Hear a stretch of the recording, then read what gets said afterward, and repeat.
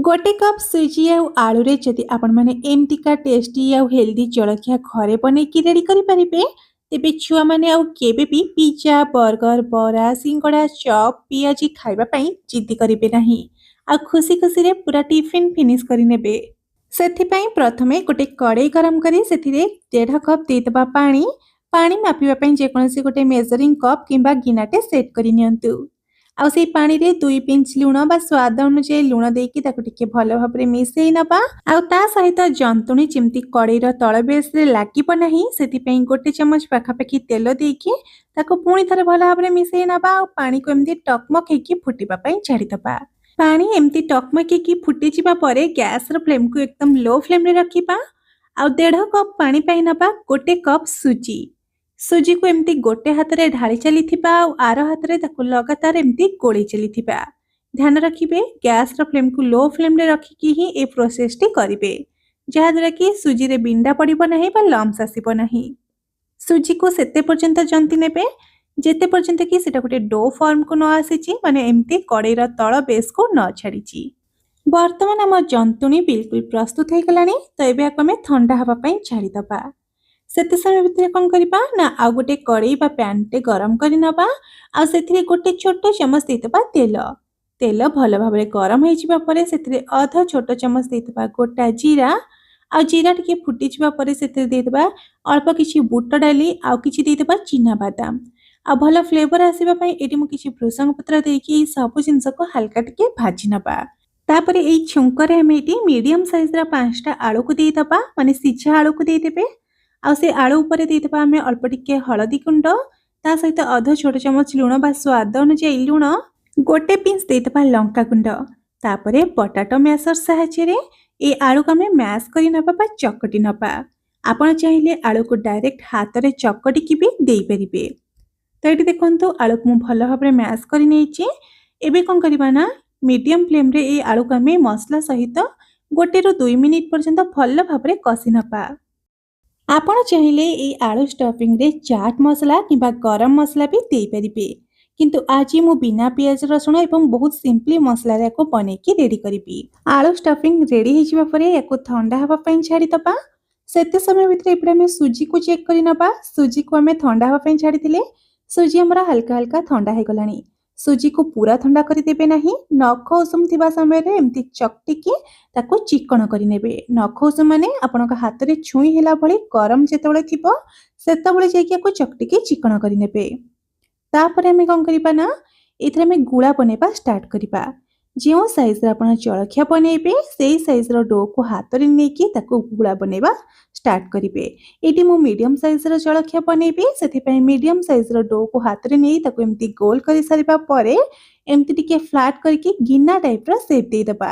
ମାନେ ଆମେ ନର୍ମାଲି କାକେରା ପିଠା ବନେଇବା ବେଳେ ଯେମିତି ସୁଜିକୁ ଜନ୍ତିକି ଗିନା ଟାଇପ୍‌ର ବନେଇଥାଉ ବିଲକୁଲ ସେଇଭଳି ଭାବରେ ହିଁ ଗିନା ବନେଇ ନେବେ। ଆଉ ଯଦି ସୁଜିକୁ ଏମିତି ସେପ୍ ଦେବା ସମୟରେ ହାତରେ ଲାଗିଯାଉଛି ତେବେ ହାତରେ ଟିକେ ତେଲ କିମ୍ବା ଘିଅକୁ ଲଗେଇ ନେବେ।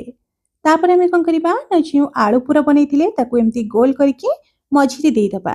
ଆଉ ତାପରେ ତାକୁ ଏମିତି ନର୍ମାଲି ଯେମିତି କଭର କରିକି ଆମେ ମଣ୍ଡା ପିଠା ବନେଇଥାଉ ସେଇଭଳି ଭାବରେ ହିଁ ୟାକୁ କଭର କରିକି ଯାହା ବି ଏକ୍ସଟ୍ରା ସୁଜି ଗୁଡ଼ାକ ଥିବ ତାକୁ ବାହାର କରି ନେବା। ଯଦି ବେଶୀ ସୁଜି ରହିଯିବ ତାହେଲେ ସେଟା ମୋଟାଳିଆ ଲାଗିବ, ଭଲ ଲାଗିବନି। ତ ଏଇଭଳି ଭାବରେ ଏକ୍ସଟ୍ରା ସୁଜିକୁ ବାହାର କରିସାରିବା ପରେ ହାତ ସାହାଯ୍ୟରେ ପୁଣି ଏମିତି ଗୋଲ କରିକି ହାଲକା ଟିକେ ଚେପ୍ଟା କରି ନେବା। ଏଇଠି ଦେଖନ୍ତୁ ଗୋଟେ ଜଳଖିଆକୁ ମୁଁ ଗଢ଼ିକି ରେଡ଼ି କରି ନେଇଛି। ଆପଣଙ୍କ ହିସାବରେ ଆପଣ ଜଳଖିଆର ସାଇଜ୍ ଛୋଟ ବଡ଼ କରିପାରିବେ। ତ ଏଇଠି ସେମ୍ ପ୍ରୋସେସରେ ମୁଁ ସବୁ ଜଳଖିଆକୁ ଏଠି ଗଢ଼ିକି ରେଡ଼ି କରି ନେଇଛି। ଏବେ ଆମେ ଜଳଖିଆକୁ ଷ୍ଟିମ୍ ଦେବା। ସେଥିପାଇଁ ଗୋଟେ କଡ଼େଇରେ କିଛି ପାଣି ଦେଇଦେବା। ଆଉ ପାଣି ଦେଇକି ଏଇ ଯେଉଁ କଡ଼େଇ ଉପରେ ଆମେ ଗୋଟେ ଏମିତିକା ଷ୍ଟାଣ୍ଡ ରଖିନେବା। ଯଦି ଏମିତିକା ଷ୍ଟିମର ଷ୍ଟାଣ୍ଡ ନାହିଁ ତେବେ ଭାତ ଛଣା ବା ଶାଗ ଧୁଆ ବା ମାଛ ଧୁଆ ଯେଉଁଟାକୁ କୁହନ୍ତି ସେଇଟାକୁ ରଖିନେବେ। ଆଉ ତା ଉପରେ ଟିକେ ତେଲ ଲଗେଇକି ତାକୁ ଭଲ ଭାବରେ ଗ୍ରେସ୍ କରିନେବେ, ଯାହାଦ୍ୱାରା କି ଜଳଖିଆଟା ସେଥିରେ ଲାଗିବନି, ଇଜିଲି ଛାଡ଼ିଯିବ। ତାପରେ ଆମେ ରଖିଥିବା ଜଳଖିଆକୁ ଏମିତି ଗୋଟେ ଗୋଟେ କରି ଦେଇଦେବା। ଗ୍ୟାସର ଫ୍ଲେମ୍‌କୁ ମିଡିୟମ ଫ୍ଲେମ୍‌ରେ ରଖିକି ୟାକୁ ଆମେ କଭର କରି ପାଖାପାଖି 10 ମିନିଟ୍ ପର୍ଯ୍ୟନ୍ତ ସିଝିବା ପାଇଁ ଛାଡ଼ିଦେବା। ଏଇଠି ଦେଖନ୍ତୁ ପାଖାପାଖି 10 ମିନିଟ୍ ପରେ ମୁଁ ଲିଡ୍ କାଢ଼ିକି ଚେକ୍ କରି ନେଉଛି। ଆଉ ଦେଖିପାରୁଥିବେ ଜଳଖିଆ ଆମର ଭଲ ଭାବରେ ଫୁଲି ଯାଇଛି, ମାନେ ସାଇଜରେ ଡବଲ ହେଇଯାଇଛି, ତା ସହିତ ପରଫେକ୍ଟ ଭାବରେ ସିଝି ମଧ୍ୟ ଯାଇଛି। ତ ଏବେ ଆମେ ୟାକୁ ବାହାର କରି ଟିକେ ହାଲକା ଥଣ୍ଡା କରି ନେବା। ଆଉ ଜଳଖିଆ ଥଣ୍ଡା ହେଇଯିବା ପରେ ଯାଇକି ଆକୁ ଆମେ ଛଡ଼େଇବା, ଯାହାଦ୍ୱାରା କି ଏଇଟା ଆଉ ଭାଙ୍ଗିଯିବନି ବା ଫାଟିଯିବନି। ତ ଆପଣ ଚାହିଁଲେ ଏଇ ଜଳଖିଆକୁ ଏମିତି ବି ଖାଇପାରିବେ, ଟମାଟୋ କ୍ୟାଚଅପ୍ ହେଉ କିମ୍ବା ଗ୍ରୀନ୍ ଚଟନି ସହିତ ଖାଇପାରିବେ, ନହେଲେ ତ ସେମିତି ବି ଖାଇପାରିବେ। କାହିଁକିନା ଯେହେତୁ ଆମେ ଆ ଭିତରେ ଆଳୁ ଷ୍ଟଫିଂ ଦେଇଛେ, ସେଥିପାଇଁ ୟାକୁ ଏମିତି ବି ହେଲ୍ଦି ଉପାୟରେ ଖାଇପାରିବେ। କିନ୍ତୁ ୟାକୁ ମୁଁ ଆଉ ଟିକେ ଚଟପଟା ବନେଇବା ପାଇଁ ଏଥିରେ ମୁଁ ଆଉ ଗୋଟେ ଛୁଙ୍କ ଦେବି। ସେଥିପାଇଁ ଆଉ ଗୋଟେ ପ୍ୟାନ୍ ଗରମ କରି ସେଥିରେ ଗୋଟେ ଛୋଟ ଚାମଚ ଦେଇଦେଉଛି ତେଲ। ତେଲ ଗରମ ହେଇଯିବା ପରେ ଅଧା ଛୋଟ ଚାମଚ ଦେଇଥିବା ଫୁଟଣ ବା ସୋରିଷ, ସୋରିଷକୁ ହାଲକା ଟିକେ ଭାଜି ନେବେ। ଗ୍ୟାସର ଫ୍ଲେମ୍‌କୁ ଲୋ ଫ୍ଲେମ୍‌ରେ ରଖିକି ଗୋଟେ ପିଞ୍ଚ ଦେଇଦେବେ ହଳଦୀ ଗୁଣ୍ଡ, 1ରୁ 2 ପିଞ୍ଚ ଦେଇଦେବେ ଲଙ୍କା ଗୁଣ୍ଡ ଟିକେ କଲର୍ ପାଇଁ, ଆଉ ତାକୁ ହାଲକା ଭାଜିବେ। ଏଇ ଷ୍ଟେଜ୍‌ରେ ଜମା ବି ଗ୍ୟାସର ଫ୍ଲେମ୍‌କୁ ମିଡିୟମ୍ କିମ୍ବା ହାଇ ଫ୍ଲେମ୍‌ରେ ରଖିବେ ନାହିଁ। ଲୋ ଫ୍ଲେମ୍‌ରେ ମିଶାଇ ସାରିବା ପରେ ଆମେ ଏଠି ଷ୍ଟିମ୍ କରି ରଖିଥିବା ଜଳଖିଆକୁ ଏମିତି ଗୋଟେ ଗୋଟେ କରି ଦେଇଦେବା। ଏକା ସାଙ୍ଗରେ କଡ଼େଇ ବା ପ୍ୟାନ୍‌ରେ ଯେତିକି ଜାଗା ହେବ ସେତିକି ଦେବେ। ଆଉ ତା ଉପରେ ଟିକେ ଏମିତି କିଛି କଟା ଧନିଆ ପତ୍ରକୁ ସ୍ପ୍ରେଡ୍ କରି ନେବା। ଆଉ କିଛି ଧଳା ରାଶିକୁ ଏମିତି ଦେଇଦେବା, ଯାହାଦ୍ୱାରା କି ଲୁକ୍ସ ବି ଭଲ ଆସିବ। ଆଉ ଧନିଆ ପତ୍ରର ଫ୍ଲେଭର ଚାଲି ଆସିବ। ରାଶିଟା ଭାଜି ହେଇଗଲେ ଖାଇବା ପାଇଁ ଭଲ ଲାଗିବ। ଏଠି ଧଳା ରାଶି ବିଲକୁଲ ଅପସନାଲ୍ ଅଛି। ଯଦି ନାହିଁ ତେବେ ସ୍କିପ୍ ମଧ୍ୟ କରିପାରିବେ। ଜଳଖିଆ ହାଲକା ହାଲକା ଗୋଟେ ପଟ ସାଇଡ୍ ଭାଜି ହେଇଯିବା ପରେ ତାକୁ ଓଲଟେଇକି ଆରପଟ ସାଇଡ୍‌କୁ ମଧ୍ୟ ଭାଜି ନେବା। ବେଶୀ ଭାଜିବେ ନାହିଁ, ନହେଲେ ଟାଣ ହେଇଯିବ। ହାଲକା ହାଲକା ଭାଜିକି ତାକୁ ବାହାର କରିନେବେ। ତାପରେ ପ୍ୟାନ୍‌ରେ ଥିବା ବଳକା ତେଲରେ ଆମର ଯାହା ବଳକା ଜଳଖିଆ ରହିଯାଇଛି, ତାକୁ ମଧ୍ୟ ଦେଇକି ଏଇ ସେମ୍ ପ୍ରୋସେସ୍‌ରେ ଭାଜି ନେବା। ଆଉ ତେଲ ଦେବା ଦରକାର ନାହିଁ କିମ୍ବା କୌଣସି ମସଲା ଦେବା ଦରକାର ନାହିଁ।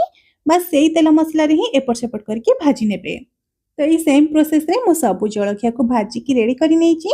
ଏଇ ଜଳଖିଆକୁ ଆପଣମାନେ ଛୋଟଠୁ ବଡ଼ ପର୍ଯ୍ୟନ୍ତ ସମସ୍ତଙ୍କୁ ଦେଇପାରିବେ। ଆଉ ସମସ୍ତେ ଖୁସି ଖୁସିରେ ମଧ୍ୟ ଖାଇବେ। ଆଉ ତା ସହିତ ଦେଖିକି ଜାଣିପାରୁଥିବେ ଯେ ଜଳଖିଆଟା ଆମର କେତେ ନରମ ଆଉ କଅଁଳିଆ ବନିଛି। ତାହେଲେ ଆଶା କରୁଛି ଆଜିର ଏହି ରେସିପିଟି ଆପଣମାନଙ୍କୁ ନିଶ୍ଚିନ୍ତ ଭାବରେ ପସନ୍ଦ ଆସିଥିବ। ପସନ୍ଦ ଆସିଥିଲେ ଭିଡିଓଟିକୁ ଲାଇକ୍, ସେୟାର ଆଉ ଚ୍ୟାନେଲକୁ ସବସ୍କ୍ରାଇବ୍ କରିବାକୁ ବିଲକୁଲ ବି ଭୁଲନ୍ତୁ ନାହିଁ। ତାହେଲେ ଆଜି ପାଇଁ ରହୁଛି। ବାଏ। ପୁଣି ଦେଖା ହବା ଆଉ ଏକ ନୂଆ ରେସିପି ସହିତ ଆଉ ଏକ ନୂଆ ଭିଡିଓରେ।